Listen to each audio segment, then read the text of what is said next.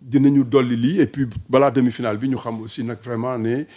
manquement il faut que ñu dolli ko. Il faut que ñu dolli ko parce que sinon le Mali heureusement que n'a pas des arguments offensifs. Non, rien du tout. Sinon bu nekkoon beneen équipe la boo xamante ne offensivement il pèse lourd. wala am na ay arguments. xëy na kon match bi doon na demee neneen. lan nga jàpp ni aujourd'hui tey bu ñu jugee ci match bi ni coach Pape Thiaw war na ko travailler cette connexion là entre milieu de terrain bi ak attaque bi mais toujours un mot qui revient doyen Assane Sène inefficacité.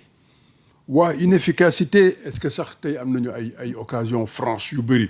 je ne pense même pas su ma xoolaatee peut-être ay tir entrée surface tir de Pape Gueye tir de Gana tir de Sadio mais lépp tey il a manqué voilà benn présence bi nga xam ne sax centré nañu attaquant mu war a def différence des situations qu'on a eu ci yeneen match donc c'est sûr que les Maliens seen axe central bi mosuñu jógee foofu bougé wu ñu mettre ñu ngi foofu mais bon il a manqué benn brin de folie élever suñu rythme def tuuti intensité ci li ñu doon def même redoublement de passe de temps en temps il faut que ñu accélérer ko gaawal ko moo gën latéralité yomb na jox ma laalal ma ndànk à l'image de ce que Sadio veut même su fekkee ne on trouve sax les dédoublements ci côté gauche moom c'était intéressant chaque fois que Maodo Malick ñu jaar ci Maodo Pape Gueye Sadio génn dugg intérieur dugg ci intervalle diggante ak central bi ak milieu terrain bi kenn du ko fa fekk su touché bu ñu wëlbati ko jotaat nañ ne El Hadj Malick malheureusement sur les centres aussi il ne choisit pas centre léegi amatul da ngay wax kan moo bëgg yow laa koy jox mais ñëw centré yooyu yëpp c'est des détails yoo xam ne il faut ñu góorgóorlu ci améliorer bon normalement am nañ maîtrise boo xam ne encore une fois ragal naa ne ku ñuy jouer tam di nga subir suñu possession même si c'est assez lent et stérile il faudra que ñu yokk ko il faut que ñu élever rythme bi et bon voilà quoi on prend aujourd'hui moom vraiment on prend la victoire et puis on va quand même voir beaucoup de manquements chez nous. Pas chez l'adversaire, mais même chez nous. Même chez nous. Je pense qu'il y a beaucoup de choses à revoir. Parce que il y a plus de petites équipes. Donc Mali, comme nous l'avons dit, nous qualifié woon ci quart de finale yi xëy na mooy équipe bi ci gën a baax. Mais ñi ci des moom ce qui est sûr mooy que ni le niveau sera très élevé. Donc si le Sénégal ne rehausse pas son niveau de jeu, Mbissane, il y a de quoi avoir peur pour la suite. lu ñuy gën a avancer mu gën a jafe. Parce que Égypte ak Côte d'Ivoire boo leen amee donc am na yi nga xam ne ni li nga may Mali boo leen ko mayee dañ koy jël ba tëddi nelaw doo nga xam ne jël nañ ko donc te aussi man leneen li nga xam ne nii maa ngi koy seetlu doyen mooy suñu balle arrêté yi en fait balle arrêté yi nuñ koy exploité loolu tamit équation la bu mag a mag ci équipe bi parce que balle arrêté day décanter match mais tey bu championnat bi commencé ba léegi est-ce que ñun dugal nañu balle arrêté fàttali ñu ko. xanaa bu Ablaye Seck le but de Seck Ablaye Seck mais sinon dañuy vendanger balle arrêté yi comme ni mu leen neexee peut-être exceptionnellement la tête de Pathé Ciss góol bi dem jëli ji ko ci suuf ak ci contact am boobu mais c'est vrai que on n'est pas efficace. on n'est pas efficace CPA yi ñuy wax moom coup de pied arrêté moom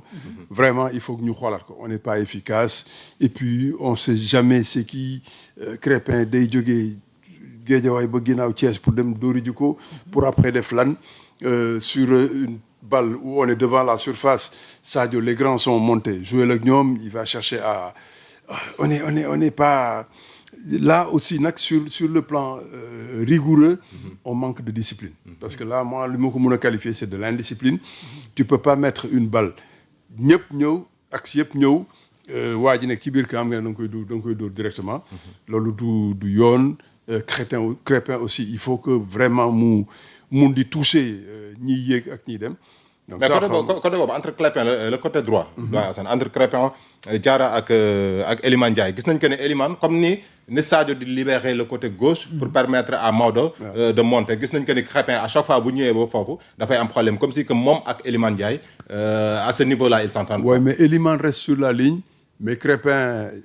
amul benn volonté def. Dédoublement ou que El Hadj Malick Crépin au contraire il se gère ça peut se comprendre aussi amatul tànku El Hadj Malick il peut se permettre sur chaque action mu accélère dem fekkee ji ñibbi si waat Crépin amatul deret boobu je pense que bon c'est tout à son honneur il va être sérieux il va être rigoureux des ci ginnaaw su ànd ak bloc bi ba jege mais jamais mu demander à ce que ñu am dédoublement saa yu ñu passé Elimane ci ginnaawam lay des di ko xaar alors que El Hadj Malick dès que Pape Gueye entamé nee na Sadio xajal ma jël VDN bi damay dem mais ça Crépin le fait pas et tu avais fait une remarque très très juste le côté gauche va beaucoup mieux que notre côté droit c'est parce que aussi il y a beaucoup plus de vitesse et il y a beaucoup plus de percussion ci côté boobu waaw bon Sadio saa yu dellu si souvent sax dafay dellu si nekk milieu offensif et tout de suite Pape le touche mu nekk ci intervalle bu baax boo xam ne il est à l'aise looloo ko sax permettre mu jëkk a jox bi suma carton parce que ñoom ñëpp duñ ko jël su jëlee ba geesu il a toute la latitude de voir devant lui et de savoir ce qu'il fait parce que les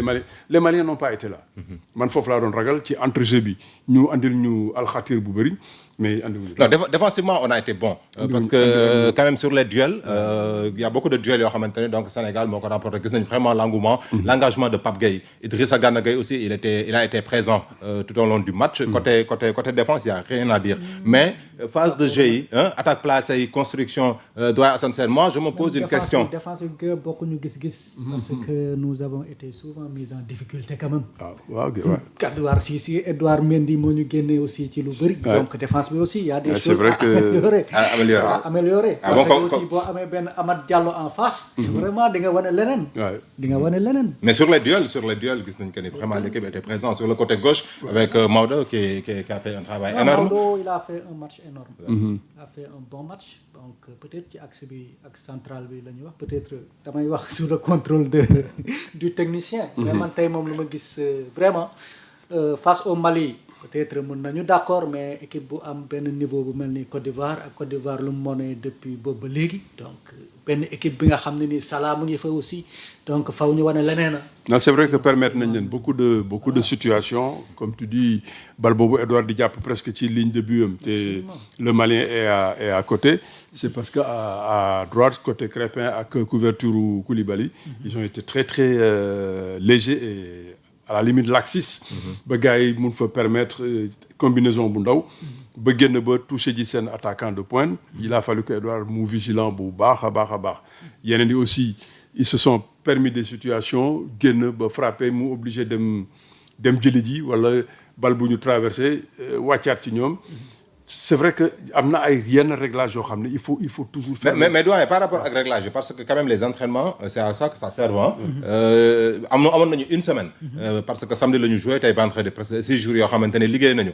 dama essayer de imaginer un peu à l'entraînement le coach Pape Thiaw avec les joueurs naka lay liggéeyee yenn affaires yi nga xamante ne manquement la qu'est-ce que vous pouvez nous dire par rapport ak entraînement yi équipe bu Sénégal lan la war a travailler ça ñu pare normalement match yëpp dinañ ko revoir à la vidéo wala le gars qui est chargé de l'analyse vidéo va leur sortir des situations mais il faudra être beaucoup plus vigilant ci yenn situations yi parce que permettre à ton adversaire mu jege la ba am opportunité ça c'est des fautes de défense il faut être beaucoup plus sérieux beaucoup plus au contact gars yi bañ a libre comme je dis action boobu ci côté gauche malien nekk suñu côté droit ci Crépin ak Kalidou je pense que là-bas ils ont manqué de rigueur ba gars yi génn redoubler passe ñaar ñett ba ñëw ba presque ligne de fond di centre ji c'est parce que foofu dinañ ko xoolaat il faut déjà couper fi bal bi di jóge comme tu dis loolu boo ko permettre couloir u Côte d'Ivoire yi kii mu ngi wax Amad Diallo mais l'autre petit Diomandé qui sera sur Crépin il faudra être très très sérieux très vigilant couper tout de suite action yi bu ko bàyyi mukk mu jël vitesse ñoom ñaar ñëpp ku ci jël vitesse jàkkaarloog yow ils peuvent nous faire mal xaw ma ndax ñoom ñooy ñëw wala déet mais daal en tout cas sur le plan défensif une équipe malienne très faible on leur a permis d'avoir des situations c'est pas normal loolu il faut que ñu liggéeyaat ko gën a soxor parce que loolu yëpp ci milieu terrain bi lay déparé soo nangoo foofu gagner combat bi keneen ko du ci jot ba mën a toucher attaquant foofu la lépp di nekk. mais défense bi doon tamit des fois bu ñu yoree bal doo gis tamit milieu terrain bi aussi ñu génn pour laajte Gana daf ko doon def mais tey parce que Koulibaly loolu moo ko doon réeral am na benn action boo xamante ni xool gisul ba finalement sax tout est des Maliens yi am fa benn occasion. soo xoolee gisuloo da ngay wàññeeku. loolu moom Koulibaly 2 fois am na sax benn dribble boo xam ne mu ngi dribble ji di dugg ci biir nit ñi c'était pas la peine tey Maliens yi imposé wuñu loolu comme dañ ñuy xaar saa yoo wàññee ko ñu tabaxaat ñoom ñu ngi taxaw di yoot amul fenn fu ñu ñeme ñëw songuñu pour matt ñu wala pour ñëw agresser ñu ils ont été plus que doux plus que gentils donc il faut rester patient Koulibaly amoo droit ci loolu Moussa Niakhaté lui a montré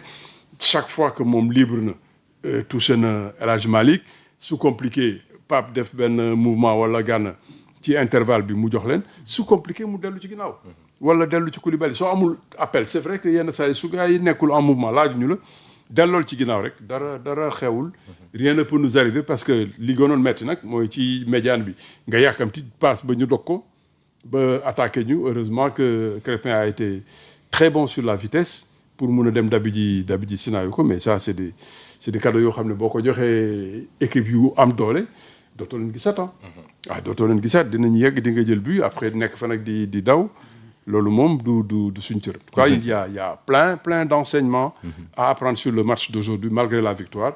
et encore c'est toujours bien ci victoire nga jàng nga mettre ñëpp en face de la responsabilité ne leen saa ñoo gagné mais lii ak lii comme ça bu suba man benn moment vraiment j'ai eu peur ma ne est-ce que seytaane wu Côte d'Ivoire duñu dalaat.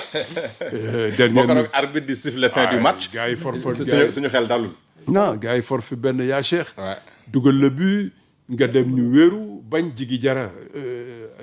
excellent waat loo dóor mu génne ko ba ngeen dem série après doo xam luy xew quoi. peut-être beneen ba nga xam ne ni bëgg naa ko aborder. je pense que mooy attaquant de pointe bi. parce que aussi je me dis que Pape Thiaw ba léegi amagul attaquant de pointe bu mu soxla Habib Diallo tey. xam nga moom la ñu war a reprocher. manque de performance am wala milieu de terrain bi nga xam ne ni alimenté. est-ce que am na occasion jot na bal yi appel yi. est-ce que non yenn saa yi sax bu équipe bi xawee wàcc. su guddee dina ko fekkee dina dem téye ko. xaar bloc bi yéegaat mais il a pas été installé. Et le centre qui est venu de Crépin. soo gisee sax xëy na moo faute le goal parce que tout de suite mu ngay xëccoo ji position préférentielle moom ak défenseur bi. xam naa goal bi dégg ko muy ñëw. paniqué heureusement il est intelligent laalu ko.